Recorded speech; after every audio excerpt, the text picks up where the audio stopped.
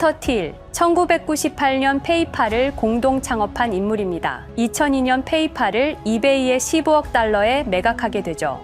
현재 팔란티어 테크놀로지의 CEO이자 파운더스 펀드를 운영 중입니다. 흥미로운 점은 팔란티어의 주요 고객입니다. FBI, CIA, NSA, 국방부, 미국 정부의 데이터 분석 시스템 대부분이 팔란티어를 통합니다. 크리스 라슨, 1996년 이론 창업, 2005년 프로스퍼 창업, 그리고 2012년에는 리플의 공동 창업자로 이름을 올립니다.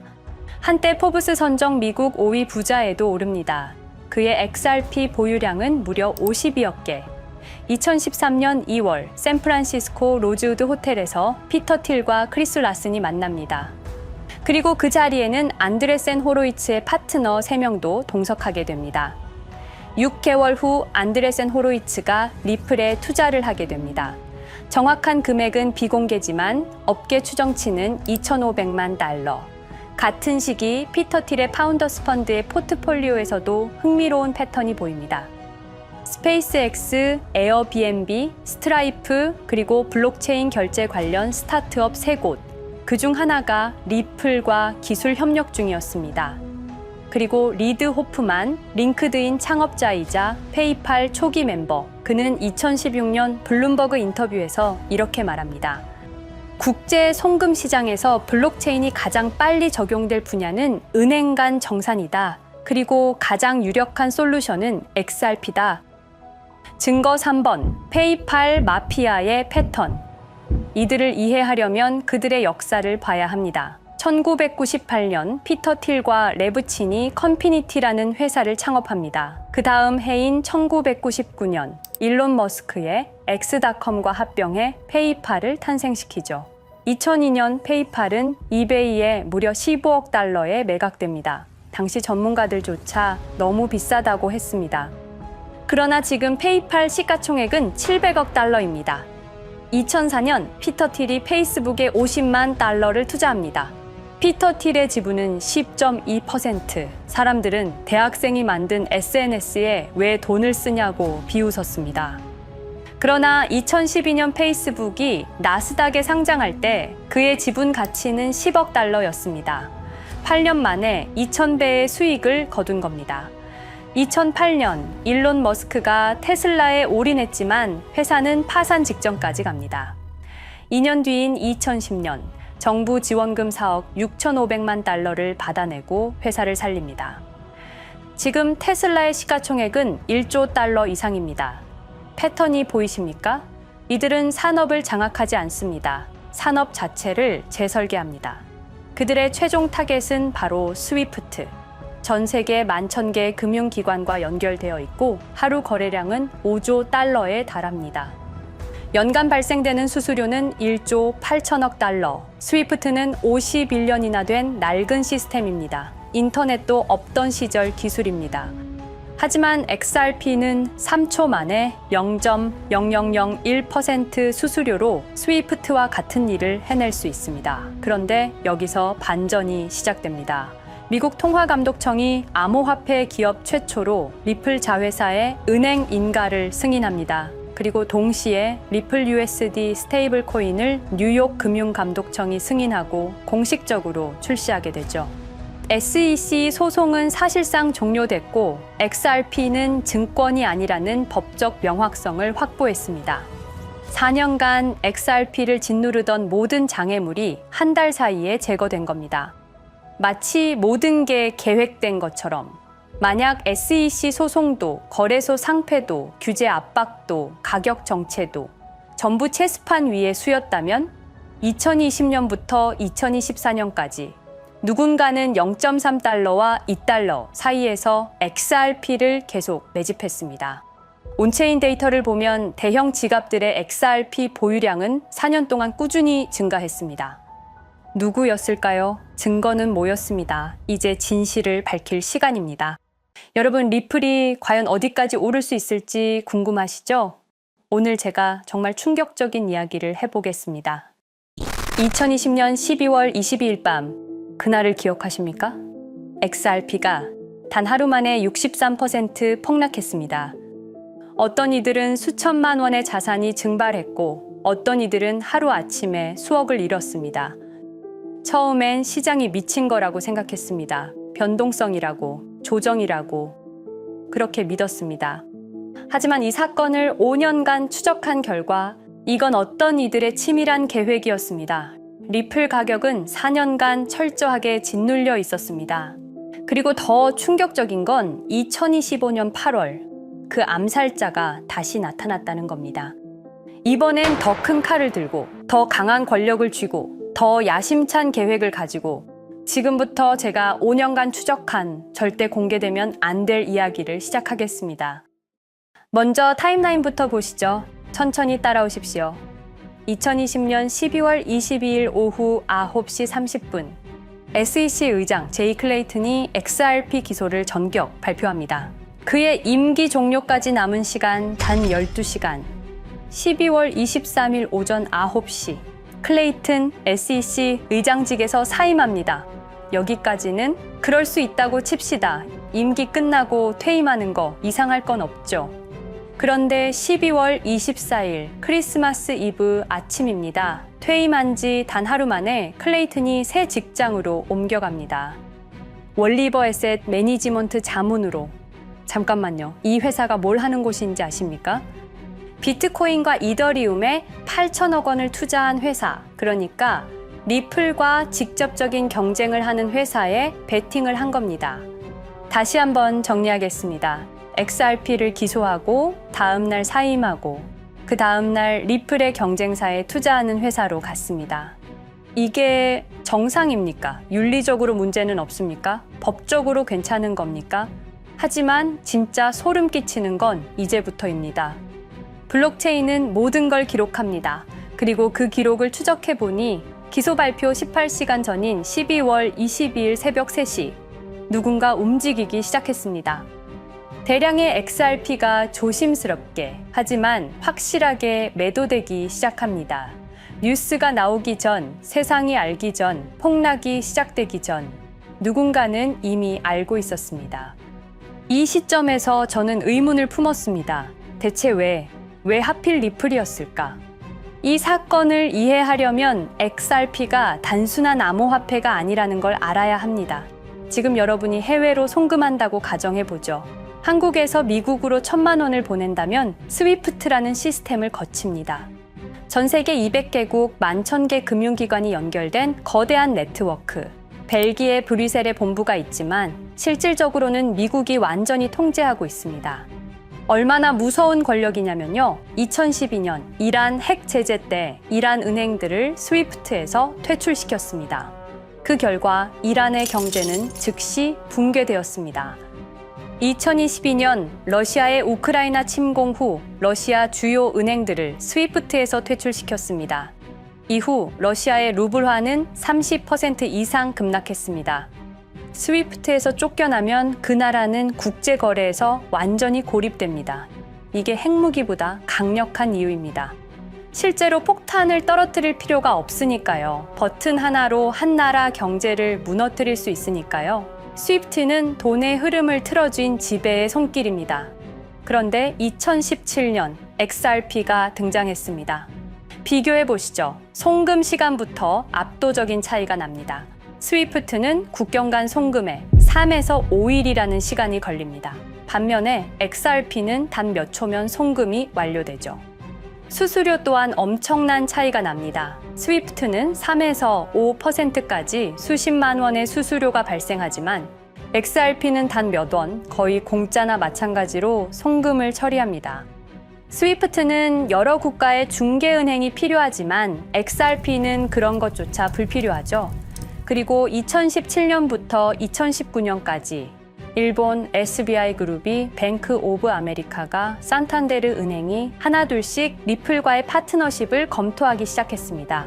총 200개 이상의 금융기관, 연간 200조 원 규모의 국제 송금 시장에서 XRP가 스위프트를 완전히 대체할 수 있다는 게 증명되는 순간, 바로 그때 누군가에게는 절체절명의 위기가 된 겁니다. XRP는 단순한 암호화폐가 아니었습니다. XRP는 미국이 전 세계를 통제하는 금융 무기에 대한 직접적인 도전이었습니다.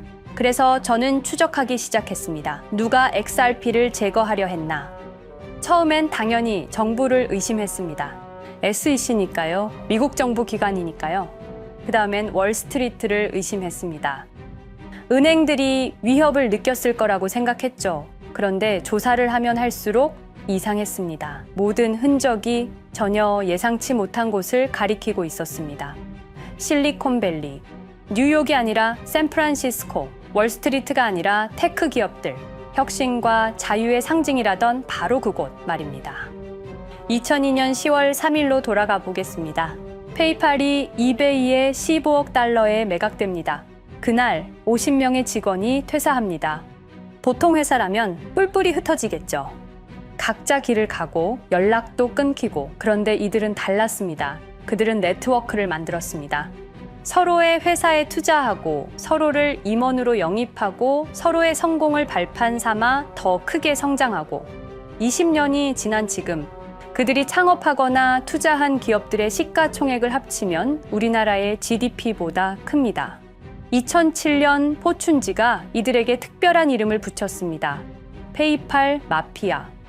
당시엔 실리콘밸리 성공 신화로 보도됐죠. 아름다운 동료의 혁신가들의 연대, 그런 이야기들. 하지만 2025년 지금 우리는 다르게 보게 됩니다. 핵심 인물들을 하나씩 보시죠. 피터 틸, 1998년 페이팔 공동 창업, 2002년 억만장자 등극, 2003년 그는 새로운 게임을 시작합니다. 팔란티어, 9.11 테러 직후였습니다. 미국은 공포에 떨고 있었죠. 피터 틸이 말했습니다. 우리의 사기 탐지 기술을 국가안보에 사용할 수 있습니다. 그리고 CIA의 벤처 펀드 인큐텔로부터 투자를 받습니다. 20년 후 지금 FBI의 핵심 시스템도, CIA의 데이터 분석 시스템도, 국방부의 작전 시스템도, 국토안보부의 전산망까지도 미국 정부의 모든 데이터는 피터 틸의 회사를 거칩니다. 하지만 피터 틸의 진짜 권력은 정치에서 나옵니다. 2022년 JD 벤스라는 젊은 오하이오 출신 정치 신인이 상원의원 선거에 출마합니다. 우리에게는 러스트벨트의 가난한 백인 집안 출신으로 알려져 있고 힐빌리의 노래의 저자로 유명세를 타기 시작했습니다. 피터 틸이 움직입니다. 1,500만 달러, 우리 돈으로 약 200억 원을 이 젊은이에게 쏟아붓습니다. 벤스 당선. 2024년 7월 플로리다 마러라고 피터 틸이 트럼프를 찾아갑니다. 대화의 내용은 단 하나. 제가 추천하고 싶은 부통령 후보가 있습니다. 2025년 1월 20일 JD 벤스 미국 48대 부통령 취임. 페이팔 마피아가 백악관에 발을 들여놓은 역사적 순간입니다. 그리고 벤스뿐만이 아니었습니다. 일론 머스크, 여러분이 잘 아시는 그 일론 머스크 말입니다. 테슬라, 스페이스X의 CEO, 2024년 대선에 4,300억 원을 기부합니다. 트럼프 최대 후원자, 그리고 트럼프 2기 행정부에서 정부 효율부 DOJ 수장으로 임명됩니다. 연방정부 전체의 예산을 삭감할 권한, 그의 시장 조작 능력은 이미 증명됐죠. 2021년 5월 트윗 한 줄로 비트코인을 폭락시킨 후 뒤로는 더 싸게 매집했습니다. 데이비드 sak스, 백악관 AI 암호화폐 차르, 모든 AI 정책과 암호화폐 정책의 최종 결정권자, 페이팔의 전 COO. 미국의 암호화폐 정책 최종 결정권을 페이팔 마피아가 쥔 겁니다. 그리고 한 명 더, 여러분이 잘 모르는 이름이지만 아주 중요한 인물입니다. 제드 맥켈럽, XRP 공동 창업자, 2013년 리플을 나옵니다. 그리고 스텔라루멘이라는 경쟁 코인을 출시합니다. 그가 가진 XRP는 90억 개, 2022년까지 전부 매도합니다. 무려 4조 2천억 원이라는 천문학적인 수익을 기록했습니다. 그런데 기묘한 일이 벌어집니다. 2025년 6월 페이팔의 스테이블 코인 페이팔 USD가 스텔라루멘 체인으로 확장을 발표합니다. 리플의 배신자가 만든 플랫폼으로. 우연일까요? 그리고 저는 결정적 증거를 찾았습니다. 2025년 초 내부 고발자가 나타납니다. 월리버 에셋 매니지먼트 기억하시죠? 제이 클레이튼이 XRP 기소 다음 날 합류한 바로 그 회사.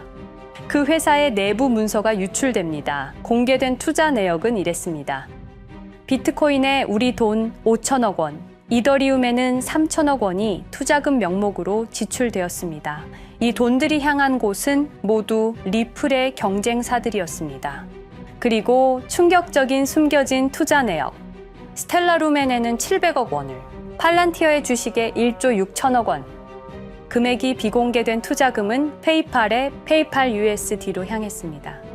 잠깐, 스텔라루멘, 제드 맥켈럽의 코인, 팔란티어, 피터 틸의 회사, 페이팔 USD, 페이팔의 스테이블 코인. 제이 클레이튼이 SEC를 나오자마자 들어갔던 월리버 에셋 매니지먼트를 통해서 팔란티어, 스텔라루멘, 페이팔로 흘러 들어간 것입니다. 모든 것이 연결됩니다. 모든 것이 한 곳을 가리킵니다. 이건 우연이 아닙니다. 리플과 SEC의 소송전은 거대한 연극이었던 것입니다. 모든 게 페이팔 마피아들의 계획이었던 겁니다. 이제 전체 그림이 보입니다. 페이팔 마피아의 리플 제거 작전, 이제 전부 재구성할 수 있습니다. 제드 맥켈럽이 XRP 공동 창업자로 참여하여 핵심 기술을 습득. 2013년 의도적으로 갈등을 벌인 후 퇴사. 그것도 90억 개의 XRP를 보유한 채로 말이죠. 시한폭탄을 설치한 겁니다. 피터 틸의 팔란티어, 2003년 CIA의 인큐텔 펀드 투자로 창업. 2020년까지 FBI, CIA, 국방부의 핵심 시스템을 장악하게 됩니다. 미국 정부 전체를 들여다볼 수 있게 된 겁니다. 2018년 6월, 우리 모두가 아는 바로 그 SEC 기업금융국장 윌리엄 힌먼의 발언. 이더리움은 증권이 아니다. 의도적으로 리플의 가격만 억누르려던 치밀한 계획이었습니다. 제이 클레이튼, 임기 12시간을 남기고 리플을 기소. 사임 이후에는 곧바로 리플의 경쟁사에 투자를 하는 회사의 자문으로 합류. 그야말로 치명타를 먹인 셈이죠. 2023년 8월, 페이팔은 페이팔 USD라는 스테이블 코인을 출시합니다. 그리고 2025년 6월에는 스텔라루멘 메인넷으로의 확장을 발표했습니다. 제드 맥켈럽은 XRP를 매도한 자금으로 스텔라루멘을 개발하게 됐죠. XRP를 대체할 완벽한 준비를 한 겁니다. 트럼프 2기 행정부 출범으로 페이팔 마피아들의 계획이 완성 단계에 접어듭니다. JD 벤스는 부통령으로, 일론 머스크는 정부 효율부 수장으로, 데이비드 sak스는 AI 암호화폐 총책임자로, 피터 틸은 트럼프 인수위의 공동의장 자리에 오릅니다. 페이스북의 모회사인 메타의 로비 비용을 보면 확실히 알 수 있습니다. 2024년 로비 비용으로 역대 최고 금액인 약 2,400억 달러를 지출했습니다. 로비스트 수도 2016년에는 31명에 불과했지만 2024년에는 의원 8명당 1명 꼴인 65명으로 늘어났죠. 정치 권력을 장악하기 위한 그들의 야욕이 그대로 드러나는 부분입니다. 데이비드 sak스, 백악관 입성 후 단 2주 만에 리플이 수년간 워싱턴에 배치한 로비스트들을 전원 축출했습니다. 겉보기에는 이해관계 충돌이라는 명분을 내세웠지만 실제로는 경쟁 세력을 제거하려는 목적이었습니다. 리플의 스피커 역할을 할 마지막 정치적 통로마저 차단이 된 겁니다. 완벽한 계획이었습니다. 그런데 SEC와 리플의 소송전에서 그들이 예상치 못한 일이 벌어집니다. 2023년 7월 아날리사 토레스 판사의 판결. XRP 자체는 증권이 아니다. SEC는 즉시 항소했고 리플도 여기에 부분적으로 항소를 하게 되죠. 법정 공방은 끝이 어딘지도 모르게 이어졌습니다. 그리고 2025년 8월 놀랍게도 양측 모두 항소를 취하합니다. 5년 동안의 전쟁이 드디어 끝이 나게 된 순간이었습니다. 리플은 승리했습니다. XRP 가격은 무려 5,000원에 근접하게 상승했고 수많은 자산 운용사들의 XRP ETF 신청 물결이 이어졌습니다. 그리고 리플은 히든로드를 12억 5천만 달러의 인수, 리플 프라임이라는 이름으로 새롭게 출범시켰습니다. 스테이블 코인 리플 USD는 출시 1년 만에 시가총액 10억 달러를 돌파하는 기염을 토합니다. 현재 리플의 기업 가치는 400억 달러 이상으로 평가받고 있습니다. XRP는 죽지 않았습니다. 5년 동안 억눌렸던 것이 폭발적으로 성장하기 시작합니다. 투자자들이 돌아오고 은행들이 재접촉하고 파트너십들이 재개되고 우리가 이긴 건가? 정의가 승리한 건가? 아니었습니다. 2025년 8월 18일 XRP 승리 발표 불과 10일 후 뉴스가 터집니다. 제이 클레이튼 맨해튼 연방검사로 정식 임명. 5년 전 XRP를 기소했던 바로 그 사람. 이번엔 연방검사로 돌아왔습니다. 월스트리트의 보안관이라 불리는 미국에서 가장 강력한 검사직. 형사 기소권, 월스트리트 전체 감시 권한, 금융범죄 수사 총괄, 더 큰 칼을 들고 돌아온 겁니다. 그리고 2025년 11월 트럼프 대통령의 발표, 제이 클레이튼을 앱스타인 사건 수사 책임자로 임명합니다. 잠깐, 왜 하필 클레이튼일까요? 왜 XRP 소송이 끝나자마자일까요? 왜 지금일까요? 그리고 그는 다음엔 누구를 조준할까요? 리플은 부활했습니다. 하지만 페이팔 마피아는 멈추지 않았습니다. 2025년 상반기, 이상한 패턴들이 포착되기 시작합니다. 일론 머스크의 행동이 변합니다. xAI에 추가 투자가 급증했고 테슬라 AI 개발에 급가속을 하기 시작했습니다. 그리고 이상하게도 특정 AI 기술에 대한 공격적 언급이 증가했습니다. 일론 머스크답지 않았습니다. 그리고 2025년 3월 한 AI 코인의 공식 계정이 일론 머스크의 X라는 플랫폼에서 갑자기 사라집니다. 노출 제한을 당했고 광고 계정들도 정지가 됐습니다. 특정 코인에 관련한 영상들이 전부 삭제되었습니다. 왜일까요? 이 코인에는 특징이 있습니다. 진짜 AGI 구현 가능한 탈중앙화, AI 네트워크로 평가받고 있는데 초당 수십억 단위의 연산 처리가 가능한 정도입니다. 수백만 개의 노드가 연결된 분산 뉴럴 네트워크, 이건 테슬라도 구현하지 못했습니다. 메타도 구현하지 못했습니다. 중앙화 시스템인 오픈AI가 꿈도 꿀 수 없는 것입니다. 이 코인만이 유일하게 성공했습니다. 그런데 시가총액은 테슬라의 500분의 1 수준에 머물고 있습니다. 질문 드리겠습니다. 이렇게 혁신적인 기술인데 왜 플랫폼에서 차단을 당하고 검색조차 되지 않으며 알고리즘에서 철저하게 배제당하고 가격은 또 왜 이렇게 낮은 걸까요? 답은 하나입니다. 그들이 지금 사고 있기 때문입니다. XRP 때와 똑같은 패턴입니다. 역사는 반복되고 있습니다. 그리고 지금도 머스크와 페이팔 마피아의 자금이 이 코인으로 조용히 흘러 들어가고 있습니다. 가격이 낮은 건 무가치해서가 아닙니다. 리플이 그랬던 것처럼 그들이 움직이고 있기 때문입니다. 저는 이 AI 코인의 정체를 여기 유튜브에서 공개하려 했습니다. 하지만 치명적인 문제가 있습니다. 유튜브, 2005년 페이팔에서 나온 3명의 남자가 만들었습니다. 체드 헐리, 스티브 첸, 자베드 카림. 여러분이 지금 보고 계시는 이 유튜브라는 플랫폼조차도 모두 페이팔 마피아 출신의 감시망 안에 있습니다. 그리고 X는 일론 머스크가 소유하고 있습니다. 페이스북은 피터 틸의 첫 외부 투자로 시작했습니다. 그들은 플랫폼을 소유하고 있습니다.